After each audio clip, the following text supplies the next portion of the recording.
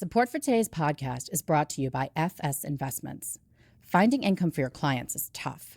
FS Investments makes it easier by designing solutions that help investors reach their income goals and secure their futures.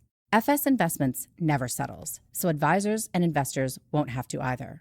Visit fsinvestments.com/deadcelebrities and discover what it means to never settle. This is not an offer to buy securities. Investors are advised to consider investment objectives, risks, charges, and expenses carefully before investing. Welcome to the Dead Celebrities Podcast. In this podcast, we break down high-profile celebrity estate planning cases for advisors and their clients. Most celebrity estate catastrophes are based on the same issues that everyday people face, just with the volume turned up. Our goal is to identify and extract the individual estate planning issues that lie at the heart of each story. We then discuss what advisors should expect and how to avoid common pitfalls. Hosted by wealthmanagement.com senior editor David Lenok.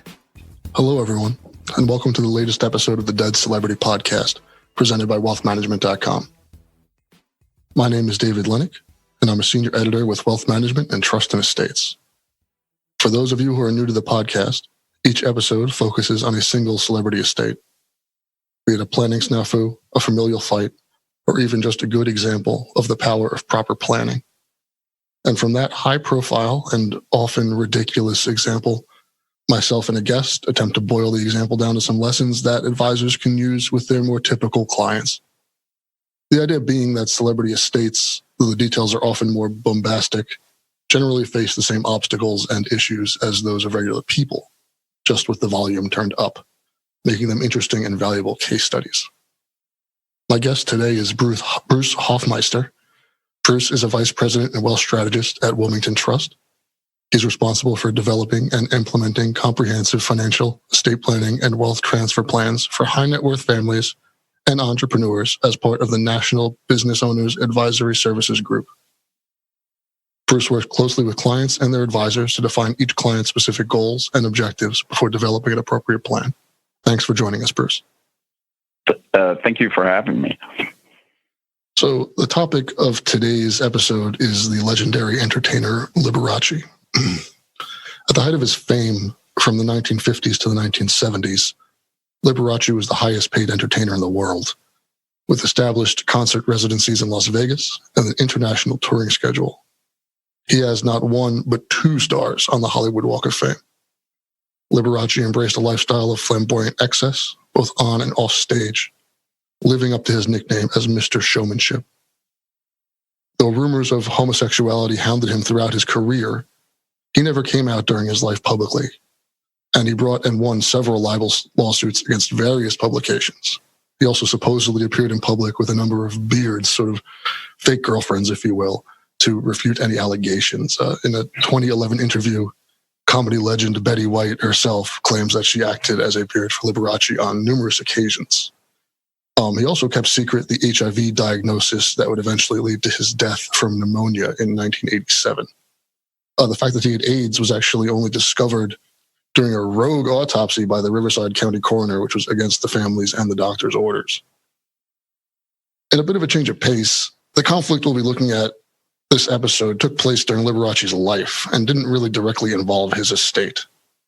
I'm speaking, of course, about the infamous palimony case brought against Liberace by former chauffeur and live-in lover Scott Thorson, a relationship made famous by the book and a recent film, Beyond the Candelabra.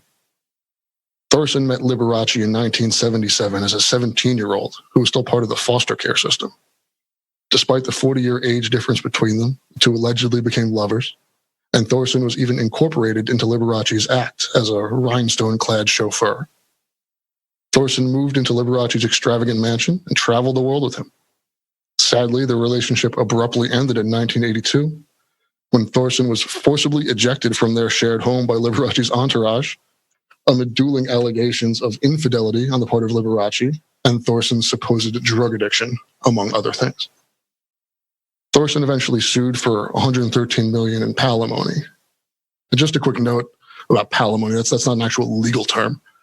It's just a colloquial combination of alimony and pal, coined by an attorney during a case actually involving Hollywood star Lee Marvin and a former live-in lover of his who took his surname. It's basically shorthand for dividing financial assets and real property on the termination of a personal living relationship where the parties aren't legally married. You can check out Marvin v. Marvin if you want to know more, or if you just like celebrity dirt. Thorson claimed in his 1982 lawsuit that Liberace had pledged that when Thorson moved in as his full-time secretary, chauffeur, animal trainer, and lover, that he would be paid $70,000 a year for life, up to $30,000 a year for pet care, and would be entitled to the use of one of the pianist's luxury homes in Palm Springs or Beverly Hills for the rest of his life. Thorson claimed he'd foregone his own career and had, at Liberace's request, even undergone facial surgery to more closely conform his facial features to those of Liberace. He expected to spend the rest of his life with the entertainer and be buried beside him in the Liberace family plot.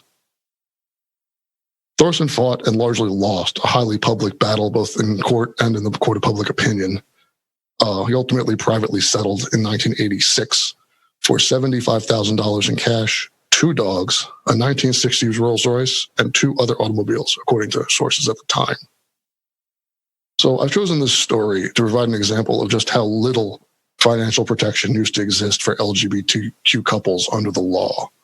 Thorson literally went directly from foster care to the lap of luxury to finding himself suddenly homeless and unemployed with basically no recourse available. Luckily, we currently live in a post-Windsor world where LGBTQ couples are afforded access to marriage and the highly valuable bundle of rights that come with it. So, Bruce, that's it, right? Everybody's totally equal now, end of story? No, that's not exactly true. You still have the issues of a dissolution of a relationship and how assets are going to be dissolved, and how a court would look at the contributions of the parties to the marriage and dividing up the assets. So it's appropriate for members of the LGBT community to have prenups just like it is for opposite-sex couples. You still have issues to resolve in a dissolution of a relationship that won't necessarily mean that there's an equal division of assets when a relationship is dissolved. And so it's very important for the parties when getting married to sit down together and work out exactly what the responsibilities of the parties are going to be in the marriage, and if there's a breakup of the marriage. And we can just expand on what exactly you mean by prenup. I think for the vast majority of sort of laymen, prenup is kind of a dirty word. So what are the sort of the advantages of incorporating it here? Well, everyone looks at a prenuptial agreement, or a lot of people look at prenuptial agreements and say it's something that's being forced on the parties in order to look at a worst-case scenario.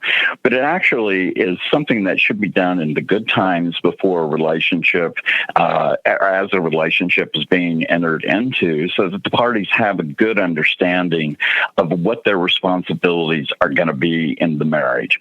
How are they going to manage their finances? Who's going to contribute to what? If you have a relationship where you have one party who's earning the majority of the income of the marriage, then what provisions would be made for the payment of bills when you have the non-earner essentially helping build a home or helping build the business, but not receiving any compensation for it and not being able to save any money for themselves? They're totally dependent upon the other party. So it's important that when you put together, when a relationship is formed, that they have a good understanding of that. And a prenup is not a dirty word in the sense that it's always looking for what's going to go wrong in a relationship. It's also a guide or a roadmap to what can go right in a relationship, because it facilitates the open conversation and open communication about exactly how the parties are going to behave financially in a relationship. And so, we're talking about a prenuptial agreement, but that assumes that there's nuptials. In the first place, we're assuming here that this couple is taking advantage of the ability to marry. What about a case where an LGBTQ couple has, for some reason, has been unable to marry because either it was refused to them, or they've just lived a certain way for 35 years and then they don't want to change it? Well, it still is important to have a partnership agreement, to have something in place if you have a relationship that's gone on for 35 years, it would be important there to understand what the parties are going to do for each other in death, assuming that the relationship is going to last for the rest of their lives. And so just having a relationship that goes on for 35 years does not mean that either party has any rights to the assets of the other party upon death. So it's very important there that they have some sort of arrangement between the parties, even if it is just to have their wills in place or their estate plan in place so that it clearly lays out who gets what upon death. And then in a relationship, you can still have a partnership agreement, even if you're not married, that defines how you allocate your assets in case there's a dissolution of the partnership. Yeah, because I think it's important to stress here that, these themes of financial and thereby sort of power imbalance in a relationship, that's not just a heterosexual problem, right? As the Liberace example, I think, plainly illustrates, right? There's plenty of all types of relationships have to face this sort of issue of either one partner comes in with way more or one partner has willingly sort of subsumed their earning power in order to assist the whole. And then these sorts of agreements, be they prenuptial agreement or partnership agreements, are key to sort of protecting the party with sort of less power. Yeah, it is. It's very important. And it's also, you need to look at what your debt situation is when you come into a relationship and what the spending habits are of both parties so that you understand and can communicate freely about how you're going to deal with the debt and what happens in the event that the debt is paid off by the partner who has more money.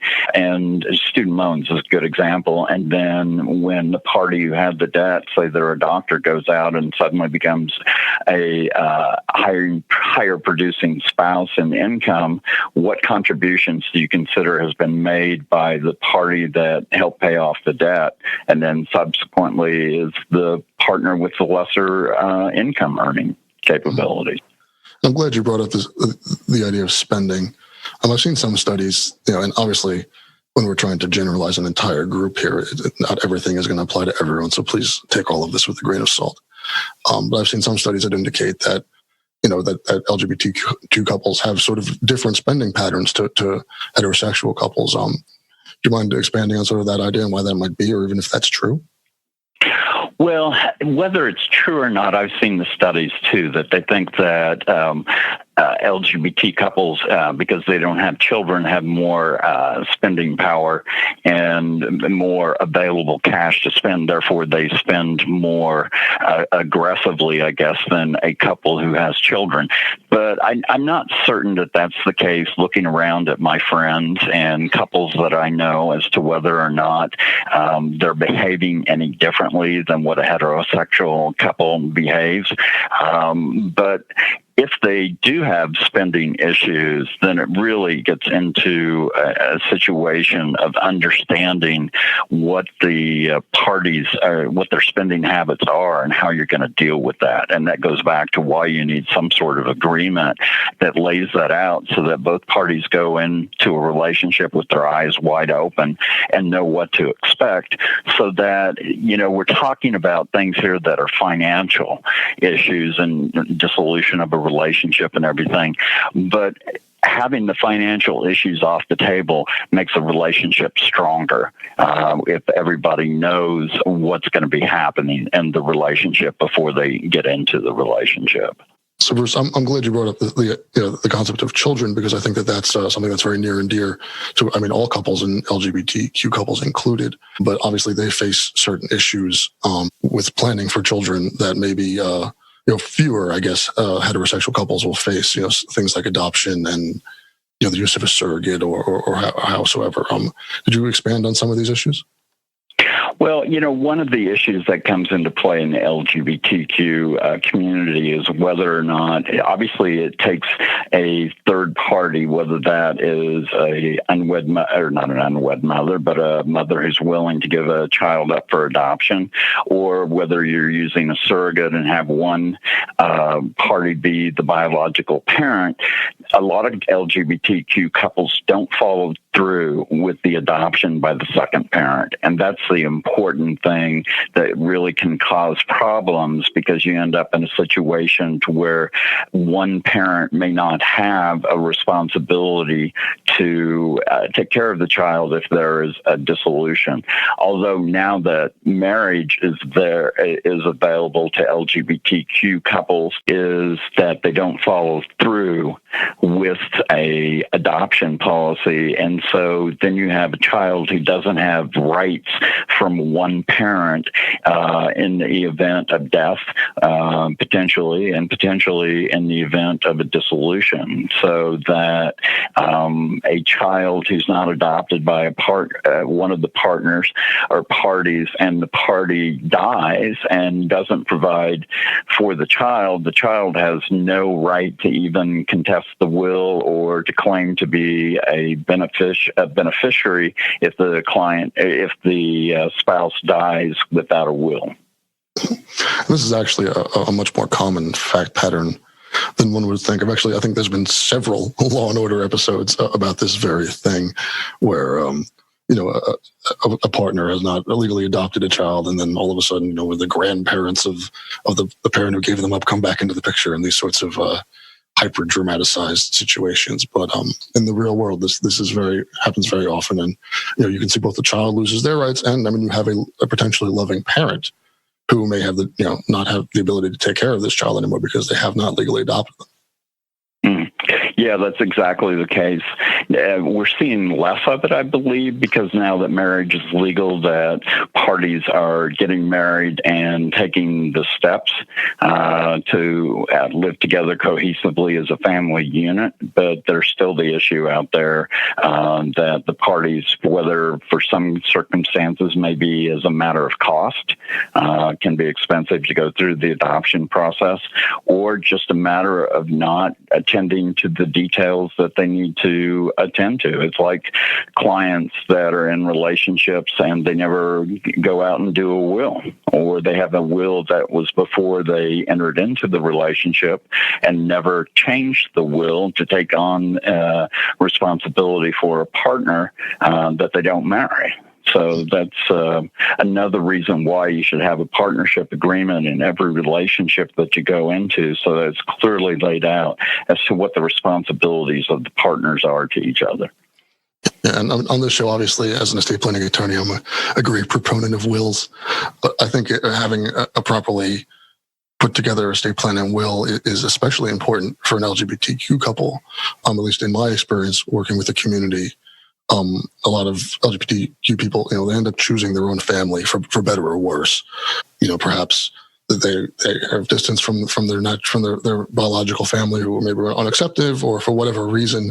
I've seen that there's a lot more things going to friends and to their new sort of chosen family, and maybe less to their more traditional family. But the law, intestacy law, doesn't really respect that relationship, right? In a lot of ways, it can work against what a couple might actually want, the disposition of their assets that they might want to follow. So you just talk about the importance of a will and really getting these things straightened out. Yeah, I've seen cases where it's a couple lived together for years, never put a will in place. One partner discovers that they're dying, has documents drafted to take care of the partner, but then dies before the will is even executed, and the family has come in of the deceased partner and basically totally wiped out the partner that it was clear that the deceased partner intended to provide for, but the relationship between the family, the biological family, and the partner was not good. And they still came in and basically said, we're going to ignore that relationship. It never really happened in our view, and we get get everything. And that's exactly what the court ended up holding. The parties could have gotten married. They didn't. And the party could have done the will and didn't. And so that was a very sad case that I was peripherally involved in. And there wasn't much that could be done. So it is very important for parties who are not married, who are in relationships, to have wills that, even if they don't have a partnership agreement, that they have a will that provides for the partner, and they put that in place from day one, essentially. And you can always change a will, but it's still, they make the effort to have the partner provided for. And you can't forget, a will is one thing, but you also can't forget your other assets, your retirement plan accounts, individual retirement accounts, your work retirement plan account, your life insurance policies, accounts that you may have payable on death to a particular party. If you forget to take those into account in a relationship and have, let's say, previous partners listed as beneficiaries, or have family members listed as beneficiaries instead of the new partner, the surviving partner really has no recourse to go after those assets if they're not married, and they're left out. And even if there's a partnership agreement, if they haven't provided for those assets to be distributed to the partner in the partnership agreement, there's no way for the partner to have any recourse against the estate of the deceased partner. Well, Bruce, we're running out of time, but I want to thank you for coming on. And I think just try to take an extremely complex subject and ask you to do the impossible and kind of wrap it up for advisors and do a neat little bow here. If you're an advisor and you have an LGBTQ couple walk into your office and you're not experienced working with the community, what's the first thing that you're looking at? The first thing I think that I look at is what the couple tells me their arrangement is, and then whether or not they have something that memorializes that arrangement, and to have an understanding, or to find out whether or not the couple has an understanding that is the same for each party as to what they intend to do for each other. And from there, you work through getting the clients to come up with their goals and objectives, and then make sure that they have the appropriate documentation that puts in place a plan that'll provide for them in accordance with their goals and objectives. Well, that's all the time we have. I'd like to thank our guest, Bruce Hoffmeister. I think he was great. Thank you, Bruce. You're welcome. It's a pleasure to be here. And for all our listeners, I'll see you next time, or I guess you'll hear me next time. Thank you for listening to the Dead Celebrity Podcast. Click the subscribe button below to become notified when new episodes become available. The information covered and posted represents the views and opinions of the guest and does not necessarily represent the views or opinions of InformaWealthManagement.com. The content has been made available for informational and educational purposes only. The content is not intended to be a substitute for professional investing advice. Always seek the advice of your financial advisor or other qualified financial service provider with any questions you may have regarding your investment planning. Support for today's podcast is brought to you by FS Investments. Finding income for your clients is tough. FS Investments makes it easier by designing solutions that help investors reach their income goals and secure their futures. FS Investments never settles, so advisors and investors won't have to either. Visit fsinvestments.com/deadcelebrities and discover what it means to never settle. This is not an offer to buy securities. Investors are advised to consider investment objectives, risks, charges, and expenses carefully before investing.